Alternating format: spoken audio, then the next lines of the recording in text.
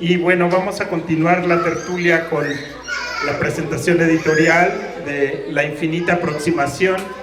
Le voy a pedir a Nadia Contreras y a Daniel Olivares Viniegra que pasen de este lado para que continuemos con la tertulia. Dani, el micro es tuyo, tú vas a moderar la presentación. Bienvenidos, Nadia, Daniel. Sí, muy buenas noches. Muchas gracias, Sergio Alarcón. Muchas gracias a Casa Manu Sumeru por la hospitalidad. Y pues una vez más aquí cumpliendo ahora con la gustosa labor de presentar a una amiga querida, que igual ya sabemos en los tiempos de la modernidad es primera vez que coincidimos en físico, pero llevamos ya una larga relación vía redes sociales y no solo de saludos sino de colaboración. Entonces me place mucho que nos acompañe. Es, como van a ver en su semblanza, pues una personalidad propiamente, una interesante gestora y promotora y escritora, que hoy viene particularmente a compartirnos su libro La infinita aproximación, que es una recopilación de ensayos muy a caballo entre columna, artículo periodístico, ensayo, pero desde luego sobradamente ensayos. Y de esto va mi intervención. Entonces preparé una especie de ficha, de comentario, y después la semblanza de Nadia para darle el micrófono. Titulé esto Nadia Contreras y su infinita aproximación. Literatura para la vida, vida y literatura. Epígrafe. Imagina tomar cualquier cosa del mundo, por más pequeña e insignificante que sea. Una hoja de árbol, un reloj de bolsillo, una taza, una aguja, un dedal. ¿Qué nuevas formas podrías crear? ¿Qué nuevas funciones podrías descubrir? ¿Qué historia surgiría si combináramos ese objeto con otros? Nuestra historia, sin duda, adquiriría una nueva forma y un nuevo espacio. Nadia Contreras en La infinita aproximación. Y mi texto dice así: difuso como por naturaleza es el género del ensayo, encuentra en manos de Nadia de Contreras resonancias, sutilezas, lindes y extensiones de los más disfrutables. En alguna parte leo: en el recipiente que llamamos mundo, la vida gira su ojo desorbitado, el torbellino que nos arrastra como si ya estuviéramos muertos. Es también una relación maltrecha de sucesos. Y esto es apenas una muestra y ejemplo de cómo este volumen recopilatorio, territorio que oscila entre la alegre y desparpajada digresión y la aguda y sentenciosa síntesis, desmenuza bellamente la biografía de un ser entregado a la búsqueda, además intensa y gozosa, de sus propias verdades, y que escribe porque cree en el poder de la palabra y porque la palabra nos une, nos fortalece. Nadia Contreras, en la página 17 de su libro. Escribe, he de decir además, con una prosa sobradamente ágil, danzarina más que saltarina, musical y sin tropiezos. En ella, para ella, todo es literaturizable, y sus desdoblamientos en pos de las diferentes aristas de la luz son ágiles, diversos y profundos, aderezados por un sólido y permanente, a la vez que tenue hilo narrativo, anécdotas que devienen crónicas y que en todo momento sostienen el trayecto y lo hacen disfrutable. Estos textos prodigan, además, y por supuesto, una erudición que, si bien es amplia y alterna, en ningún momento se despeña hacia la pedantería. Ya de los más cercanos, ya de los muy lejanos en el tiempo, bien nacionales, bien del todo cosmopolitas, filósofos, novelistas, cuentistas, poetas, cineastas, analistas, médicos, científicos célebres y hasta teóricos del lenguaje y de la comunicación aderezan las múltiples veredas, de entre las cuales dominan, sin embargo, y de manera muy prolija, los territorios de la infancia y la familia, o muy importantemente los de la amistad, o bien la aleccionadora cotidianidad, gatos y gadgets incluidos, y el encauzamiento de las personales pasiones, o lo que preocupa o lo que conmociona. Con todo, y sus insalvables escollos, que son los que le dan agridulce sabor, adrenalínica hondura, dulce amargor a las inacabables búsquedas vitales, que son también introspectivo, o no, pero también y siempre aventura plena. Ante la fugacidad de la vida, y más aún de sus disfrutables momentos, como ante el proceloso e insondable océano que es la cultura toda, aún en sus artificiales parcelas o presuntas vertientes o derivaciones, la infinita aproximación, el simple nado a pulso, nos propone la autora, es el único y verdadero camino plausible. Y claro que hay balsas, piraguas o canoas, e inclusive mucho más artificiosas embarcaciones, pero ninguna de ellas se moverá sin el esfuerzo y el sudor humano, y a ningún puerto se llegará sin la inteligencia, sin la ilusión que alienta desde el primero hasta el último impulso por el vivir, por el saber, por el descubrir y el discurrir. Tales son el mayor aprendizaje y la plena y fraterna enseñanza compartida a la que Nadia Contreras, mediante estos sus más selectos textos, nos convida y nos fortalece también con su escritura, porque mediante ella así cambiamos, así nos acercamos, así somos uno con el otro. Bien, hasta aquí mi texto. Y procedo a presentar a nuestra invitada muy especial. Bueno, su ficha, que es amplísima, la reduje libremente, la he tomado de por allí. Nadia Contreras es licenciada en Letras y Periodismo y maestra en Ciencias Sociales por la Universidad de Colima, donde nació, por cierto, ella es colimense de nación. Cursó la especialidad en la educación en la Universidad Autónoma de La Laguna. Obtuvo mención honorífica en el Premio Nacional de Poesía Elías Nandino 2001, el Premio Estatal de la Juventud Colima 2002, el Premio de Poesía Instituto Mexicano de la Juventud 2003, el Premio de Publicación Editorial convocado por la Dirección de Cultura de Torreón en 2006 y 2008, el Premio de Poesía Timón de Oro convocado por la Secretaría de Marina y la Escuela Naval Militar de México. Fue ganadora del primer concurso de narrativa Salvador Márquez Gileta 2011. En 2014, el Congreso del Estado de Colima le otorgó la presea Griselda Álvarez Ponce de León por su trayectoria en la literatura y ha sido becaria del Programa de Estímulos de Creación y Desarrollo Artístico Coahuila en la categoría Creadores con Trayectoria y Género Poesía 2016-17.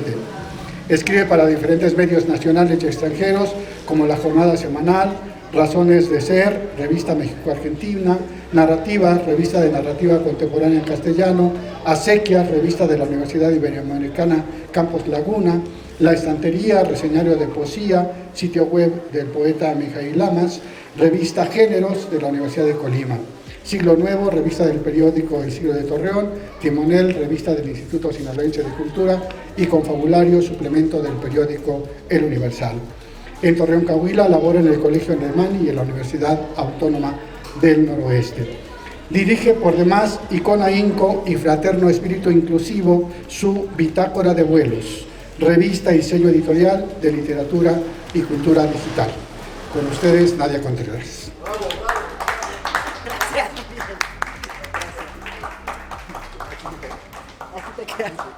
Muy bien. Bueno, realmente me siento halagada con las palabras de Daniel, con su lectura, pues, que hizo a mi libro La Infinita Aproximación. Gracias, Sergio, también por recibirme, y pues gracias a todos ustedes que están aquí, también a Manuel, Adriana Tafoya, que que tenía el gusto de leerla, pero no conocerla de manera personal, entonces me da mucho gusto. Y bueno, pues aquí estamos. Les voy a platicar, bueno, les voy a leer un poquito la introducción. La infinita aproximación, efectivamente, como lo mencionó Daniel, pues es una serie de ensayos que he publicado a lo largo de diversos años, ¿sí? Entonces, es una recopilación y la introducción es la siguiente. La infinita aproximación es una antología de textos que cubren una década de reflexión filosófica, literaria y exploración del universo, publicados en diversos medios nacionales e internacionales entre 2014 y 2024. Estos artículos representan una investigación sobre la filosofía, la literatura y particularmente el entendimiento de la esencia humana. El título del libro alude a la búsqueda perpetua de la verdad y el conocimiento, simbolizando el constante acercamiento a la comprensión del universo y de nosotros mismos, sin alcanzarla por completo. Nos recuerda que nuestro entendimiento está en continua evolución. Además, la reflexión literaria es central, explorando cómo la literatura nos ayuda a articular nuestras experiencias y pensamientos más profundos. El conocimiento y la verdad no son destinos finales, sino viajes continuos. Cada paso y cada reflexión nos acerca un poco más a comprender nuestro lugar en el universo y nuestra propia esencia. Aunque nunca alcancemos la verdad absoluta, es en esta búsqueda infinita donde encontramos nuestro verdadero propósito. Y bueno, pues esta es la introducción al libro y voy a leerles un texto que es con el que abro la publicación y que habla mucho de mí, en el sentido de mi vida personal y mi relación con mi padre. Entonces el texto se llama Memorias sobre mi padre y una infancia. Espero les guste. Número 1. Uno de los temas inagotables es la infancia. Quizás por eso, volviendo a ella, quizás por eso la luz me falta un poquito, pero voy a tratar de no equivocarme tanto. Quizás por eso sigo volviendo a ella, aunque cada vez menos. Tal vez ya no con el mismo dolor de antes. Ay, muchas gracias. Fue una época llena de contradicciones, vacíos y oscuridades. Como ejercicio personal, me he impuesto recordar esos primeros años sin añadir ficción o subjetividad, si se puede llamar así a la fantasía y a la imaginación. Lo que consigo más bien son episodios de ausencia. Mi madre hizo todo lo que pudo. Éramos como extraños que se conocían muy bien, dice Billy Crudup, como Will Blount en El Gran Pez, película de 2003, dirigida por Tim Burton y escrita por John Awes. Con mi padre las cosas fueron distintas. Me dicen que la primera vez que lo vi, me abracé fuerte a su cuello y ya no quise soltarlo. Dicen que las niñas suelen identificarse más con sus padres y tal vez tengan razón. También hay huecos en nuestra historia. Supongo que la edad borra ciertos episodios de manera natural, aunque no anticipé esas enfermedades que me aterran. Sin embargo, hay una imagen que persiste. Su caminar por la calle empedrada hacia el ingenio azucarero, con su casco de trabajo y su lámpara. Mi padre es muy tranquilo. Solo un par de veces alzó la voz conmigo y eso fue cuando me comporté mal durante un largo rato. Recuerdo nuestras visitas al mar, al río, a los toros, a la plaza, al cementerio y con mi madre los largos viajes en coche a cualquier ciudad del país. El tiempo ha dejado su huella en nosotros. La edad, la salud, la fuerza son diferentes ahora. Mi padre ha desarrollado glaucoma, lo que ha cambiado la dinámica de nuestra relación. Antes podía abrazarlo, jugar con él, llevarlo a mis lugares favoritos, pero ya no puedo hacerlo como antes. Ahora me preocupa ser brusca, lastimarlo con el mínimo movimiento, porque sus huesos y su piel me parecen extremadamente frágiles. En 2018, Manuel Vilas publicó un libro notable titulado Ordesa, donde figura su padre como personaje central. Es una obra impresionante que explora aspectos como la relación con sus padres, su experiencia de divorcio y su paternidad, con el telón de fondo de una España en crisis. De este libro rescato el siguiente fragmento que intenta capturar el sentimiento del que les estoy hablando. Va la cita. Me miraba en el espejo y veía no mi envejecimiento, sino el envejecimiento de otro ser que ya había estado en este mundo. Veía el envejecimiento de mi padre. Podía así recordarle perfectamente, solo tenía que mirarme yo en el espejo y aparecía él, como en una liturgia desconocida, como en una ceremonia chamánica, como en un orden teológico invertido. No había ninguna alegría ni ninguna felicidad en el reencuentro con mi padre en el espejo, sino otra vuelta de tuerca en el dolor, un grado más en el descendimiento, en la hipotermia de dos cadáveres que hablan. Y ahí termina la cita de Manuel Vilas. Número 2. Los libros tienen el propósito de explorar las complejas y peculiaridades relaciones entre padres, hijos y familias completas. Puede que me equivoque, pero parece que nadie, ni padres, ni madres, ni hijos, escapa de la responsabilidad. Incluso el tiempo, con su ciclo interminable, nos condena a revivir una y otra vez. En su obra, Los años falsos, Josefina Vicens dibuja el paisaje de este conflicto silencioso con la vida misma. Va la cita. Pero, ¿sabes, papá? Te lo digo quedito, al oído, sin que me veas, sin que nadie nos oiga. Lo que yo quisiera es no ser el marido y el hijo de mi mamá, ni el padre y el hermano de mis hermanas, ni, por ser hijo tuyo, el amigo de tus amigos, ni el protegido y ayudante de un político, ni tu rival y tu cómplice, ni yo, tú, ni tú, yo, ni el amante a medias de Elena. Lo que quisiera, papá, es tener otra vez 6 años y oírte decir, vamos a dar una vuelta, o verás cómo nos vamos a divertir, o voy a llegar tarde, hija, pero si piensas en mí todo el tiempo, tal vez regrese más temprano. Hay una amplia lista de padres crueles, pero el relato de Kafka sobre el indiscutible poder paterno destaca para mí. Aquí 2 ejemplos. El primer ejemplo de Kafka. Pero también tú, en este sentido, has atravesado periodos diversos. Estuviste tal vez más contento antes de que tus hijos y yo especialmente te decepcionaran y te afligiera en el hogar, ya que cuando venían extraños eras distinto. Y puede ser que ahora estés otra vez más contento, ya que vuelves a recibir de los nietos y del yerno algo de aquel calor que los hijos, con excepción tal vez de Valle, no pudieron darte. De cualquier manera, éramos tan distintos y tan peligrosos el uno para el otro en esa diferencia, que si hubiese calculado de antemano la relación que surgiría entre nosotros, yo, el niño que se desarrollaba lentamente, y tú, el hombre hecho, hubiera sido posible presumir que tú simplemente me aplastarías bajo los pies, que nada quedaría de mí. Segundo ejemplo de Kafka.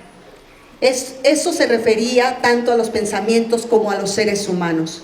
Bastaba con que yo demostrase algún interés por alguna persona, cosa que debido a mi carácter no sucedía muy a menudo, para que tú enseguida, sin consideración alguna, para mis pensamientos ni respeto por mi opinión, te entrometieras con insultos, difamaciones y calumnias.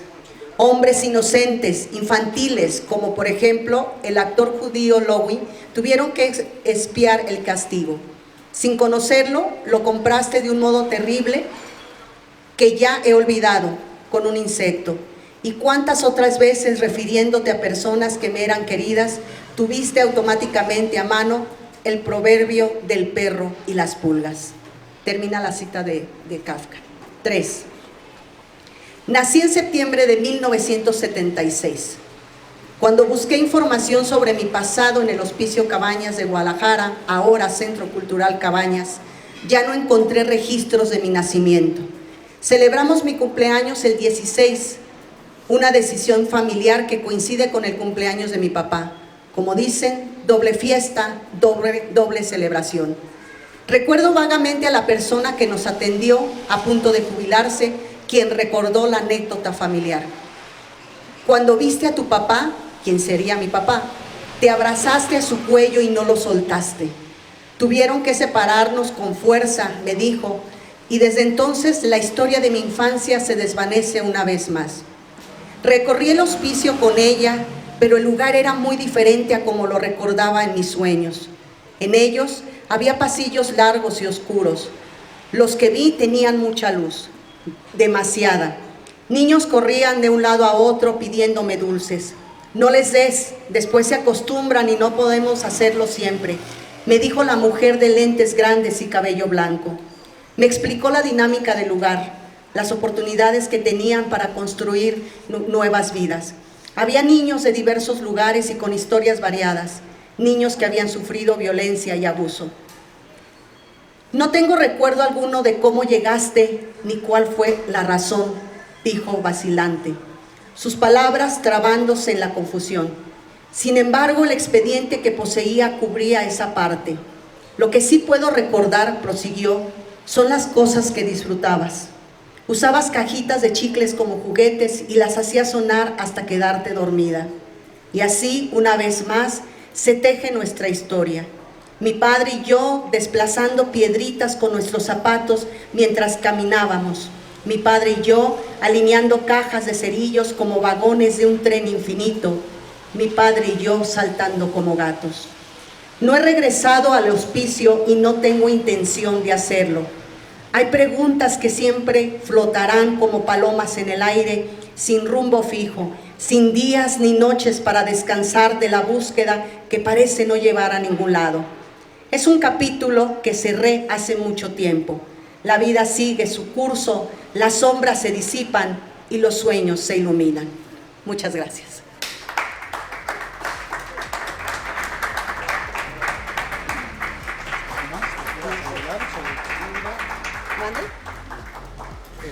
Sí, bueno, no sé, se puede, para hacer más diálogo, le decía a Nadia, bueno, pues ya di mi opinión, mi lectura. Desde luego algunos textos son muy emotivos como este, otros son absolutamente divertidos y motivadores para la lectura misma, para descubrir nuevos autores. Creo que su ficha la describe muy bien y vemos este entramado de entre biografía, literatura y cultura general, decía en términos generales, y las preocupaciones y los incidentes, ¿no?, lejanos, cercanos. Y le decía, bueno, ¿qué más nos puede decir sobre su libro? ¿Qué otros temas son, o podríamos resumir como los más interesantes, ¿no? Y bueno, igual abrir el diálogo al público, si alguien quiere comentar o preguntarle algo a la autora. Pero bueno, en ese sentido, en principio, bueno, para acabar como con esta parte, ¿no? Pues algo más que nos quieras contar en general sobre el libro. No sé, igual los procesos, ¿cuánto tiempo estás resumiendo? Me parece que son como 10 años, ¿no?, de escritura. Y un poco ahí podríamos ir desde, bueno, pero y en la biografía pues vamos desde tu nacimiento y hasta acontecimientos recientes, no sé, de los acontecimientos más recientes, cuáles se resultan como más conmovedores, más importantes de ponderar. En fin, cualquier cosa que redondeemos, ¿no?, para tu presentación. Bueno, muchas gracias. Bueno, el libro sí, efectivamente, son 10 años de publicar artículos. Originalmente, yo este tipo de textos lo llamo la escritura del instante, ¿sí? Y tengo un ejercicio que aplico con regularidad y que es al amanecer escribir lo que se me venga a la cabeza. Hay muchos sueños. Hay muchos sueños aquí en estos ensayos, pero más bien mi formación es periodística, y aunque me dediqué muchos años a la nota roja, porque cubrí policíacas y también cubrí cultura muchos años, me quedó como que esta idea de escribir diariamente algo, ¿sí? Muchas veces es lo que sale, a veces son ideas inconexas, a veces son textos que al final pues voy a eliminar o voy a, en fin, no les voy a dar cráneo. ¿Por qué? Pues porque pues a veces uno no está, como dice Carmen Villoro, ¿no?, a punto de de texto o a punto de poema. Entonces, regularmente estos textos que yo le llamo la escritura del instante, los publico en mi página personal, que ustedes pueden ver en internet y que lleva mi nombre, es www.nadiacontreras.com.mx, y son textos que publico tal cual salen.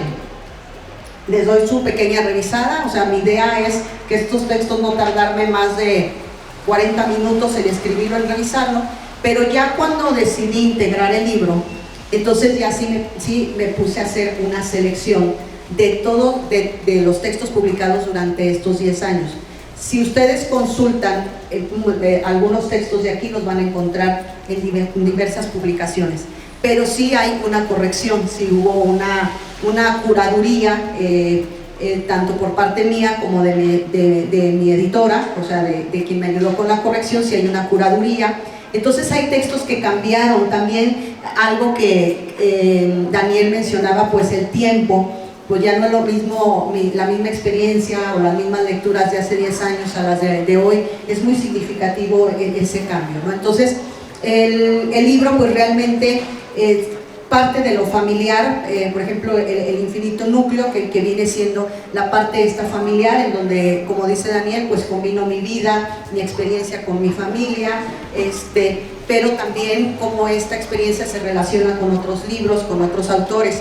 Luego viene la infinita vigilia, que tiene que ver con pues esta idea de los sueños. Hay un interés mío sobre cómo funciona el cerebro, sobre las percepciones, y incluso tengo libros de poesía que tienen que ver con esto.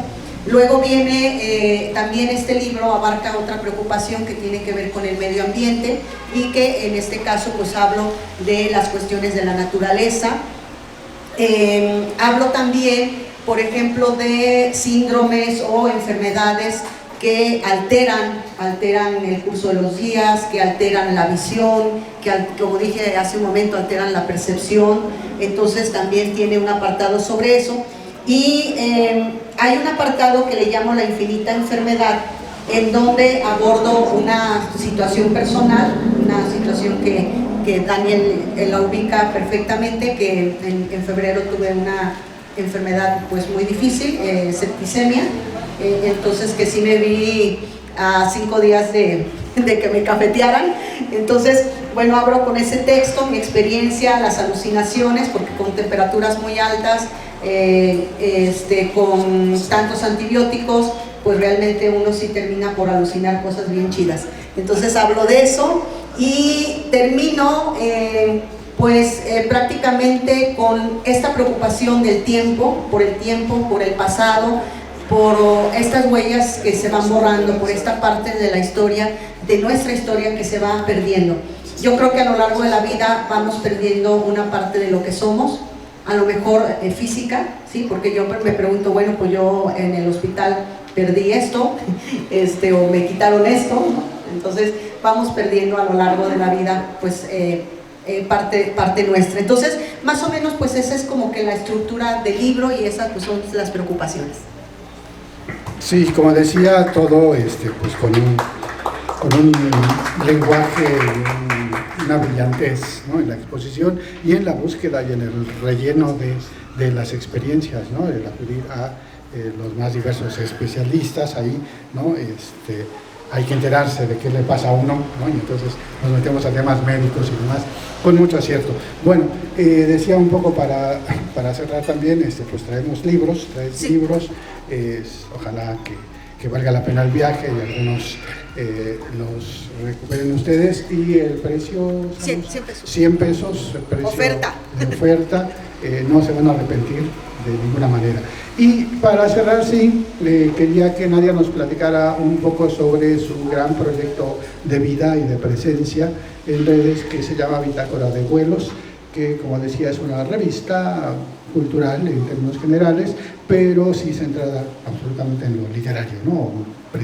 Primordialmente en lo literario, donde es una gran promotora de la poesía, de la narrativa, del ensayo mismo, del quehacer pensante, y que se desdobla hacia el aspecto editorial. Y ahí ya, igual, como que nos hagas la convocatoria a todos los que quieran asomarse en principio a conocer Bitácora de Vuelos, pero que sepan que hay la parte editorial, que es una parte editorial que se resuelve la más en formato de ebook, pero que quizá haya otras opciones, qué sé yo, que nos des un panorama. Claro, en principio que invites a conocer Bitácora, pero pues danos tu percepción de cómo es tu proyecto. Okay. Bueno, muchas gracias, Daniel. Bueno, Bitácora de Vuelos Ediciones es una editorial que surge en el 2014. La fundé yo, ahorita somos prácticamente 4 personas que la coordinamos. Y originalmente la revista es revista y editorial. Originalmente el formato que manejábamos era libro digital y electrónico. Sin embargo, ya tenemos 3 años publicando en formato digital electrónico, pero también en versión impresa. Tenemos un catálogo muy amplio, son ya por año más o menos editamos 8 o 9 libros, que es más o menos el promedio que traemos. Este año están por salir ya, ya han salido 3 libros de poesía, viene también uno de Marisol Vera, que vamos a presentar en Film Coahuila, también, que sale de ahí, y vienen los ganadores del Premio Internacional Bitácora de Vuelos, que lleva el nombre de la editorial, y que son 6 libros en total, ¿sí? Entonces es poesía infantil, cuento, novela, testimonio, y creo que son 2 de cuentos, Entonces, ese más o menos es la trayectoria que llevamos. Entonces, nuestros libros, pues, el electrónico, pues los pueden encontrar en cualquier librería, puede ser Gandhi, Gonville, Porrúa, Barnes & Noble, Amazon, obviamente, los electrónicos. Y los libros impresos bajo demanda, pues es a través de Amazon, o bien los libros que se imprimen en imprenta tradicional, es a través de la editorial. Sí, entonces más o menos eso es lo que llevamos. Aceptamos pues todas las propuestas. A lo largo del año tenemos diversas convocatorias para participar en los premios.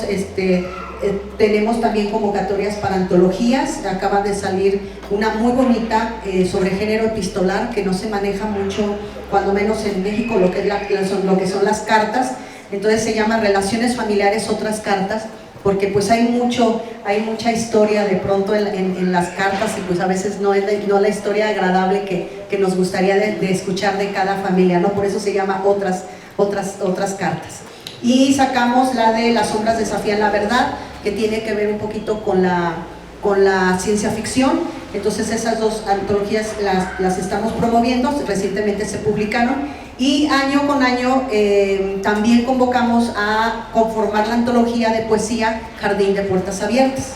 Esta antología pues se abre para todo, pues realmente para todo el mundo, en habla española, y este año salió el número 4, creo que vamos el siguiente año por el número 5, ¿sí? Entonces es una producción que estamos haciendo, y sí ha sido mucho el esfuerzo, sí ha sido mucha la inversión, pues aprender cosas jurídicas, legales, porque la editorial pues tiene que estar en regla, no podemos estar fuera del marco legal. Ha sido mucho de aprendizaje, pero también pues ha sido el placer de poder, desde una editorial independiente chiquita, pues poder contribuir en la difusión y el trabajo tanto de escritores reconocidos como de escritores nuevos, ¿no? Escritores y escritoras. Sí hay un enfoque de Bitácora de Vuelos Ediciones para publicar más a mujeres. Sin embargo, las convocatorias están abiertas, y siempre y cuando pues el jurado dictamine, el libro se publica. Y más o menos eso es lo que estamos haciendo, y pues esperamos seguir pues publicando, y que nos sigan dando la oportunidad de así como Daniel, y como pues muchas personas que veo aquí, Manuel y todos, Sergio, pues seguir contribuyendo en la difusión de la literatura, tanto escrita como este tipo de encuentros. Pues así es. Entonces, si no tienen alguna pregunta, esto fue de... Sí, Nayeli. ¿Qué nos recomendaría para escribir ensayos? Porque cree que este género sigue vigente. A ver, bueno, realmente fíjate que no pienso mucho en el ensayo como muy rígido. Los ensayos que yo escribo son, como te decía, la escritura del instante. Me gusta mucho reflexionar sobre la vida, sobre la filosofía y esas cosas. Entonces, no hay, digamos, no es el ensayo académico en donde sí hay un marco teórico, en donde hay una hipótesis, en donde hay referencias, no. Entonces, ¿perdón?